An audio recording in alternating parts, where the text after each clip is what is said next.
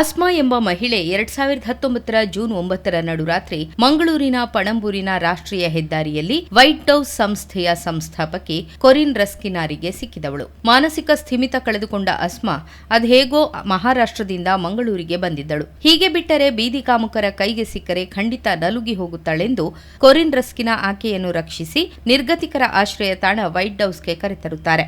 ಬಳಿಕ ಆಸ್ಮಾ ನೀಡಿರುವ ವಿಳಾಸವನ್ನಿಟ್ಟುಕೊಂಡು ಆಕೆಯ ಮನೆಯವರನ್ನ ಪತ್ತೆ ಹಚ್ಚಲು ಮುಂದಾದರೂ ಪ್ರತಿಫಲ ಸಿಕ್ಕಿರಲಿಲ್ಲ. ಇತ್ತೀಚೆಗೆ ಮುಂಬೈನ ಬೈಕಲಾದ ತವರು ಮನೆಯ ವಿಳಾಸ ಕೊಡುತ್ತಾಳೆ ಆಸ್ಮಾ.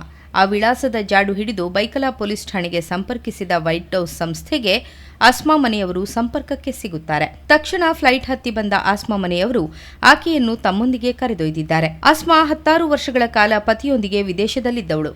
ಬಳಿಕ ಮುಂಬೈನ ಥಾಣೆಯ ಮಂಬ್ರಿಲ್ನ ಪತಿ ಮನೆಯಲ್ಲಿದ್ದಳು. ಈ ನಡುವೆ ಮಾನಸಿಕವಾಗಿ ಅಸ್ವಸ್ಥಳಾಗಿದ್ದ ಆಸ್ಮಾ ಪತಿ ಮನೆಯಿಂದ ತಾಯಿ ಮನೆ ನಡುವೆ ರೈಲಿನಲ್ಲಿ ಓಡಾಟ ಮಾಡುತ್ತಿದ್ದವಳು 2019 ಮೇಯಲ್ಲಿ ಅದು ಹೇಗೋ ಮನೆಯಿಂದ ನಾಪತ್ತೆಯಾಗಿದ್ದಾಳೆ. ಇದೀಗ 5 ವರ್ಷಗಳ ಬಳಿಕ ಆಸ್ಮಾ ಮನೆಗೆ ಹೋಗಿದ್ದಾಳೆ. ಇನ್ನಾದರೂ ಆಕೆಯ ಬಾಳು ಹಸನಾಗಲಿ ಎಂಬುದೇ ನಮ್ಮ ಆಶಯ. ಎಂತ ಅವಳ ಜೀವನದಲ್ಲಿ ಎಂತ ಆಗಿದೆ ಅವಳಿಗೆ ಗೊತ್ತು. ಪಾಪ ಈಗ ತುಂಬಾ ಸಂತೋಷದಲ್ಲಿದ್ದಾಳೆ. ನೋಡಿದ್ರೆ ಈಗ ಇಷ್ಟು ದಪ್ಪ ಆಗಿದ್ದಾಳೆ. ಮಕ್ಕಳು ಸಿಕ್ಕಿದ್ದಾರೆ.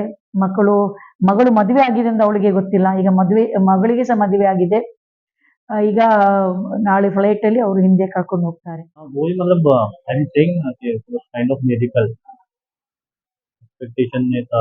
My mother was like she was shocked social like she was sitting at home.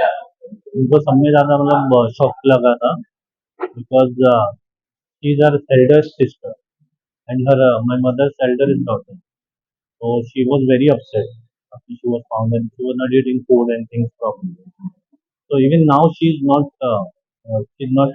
accepting क्योंकि कहाँ से भी न्यूज आता था हम लोग वहाँ भागते थे and it was like some other person, कोई और दूसरा आदमी रहता.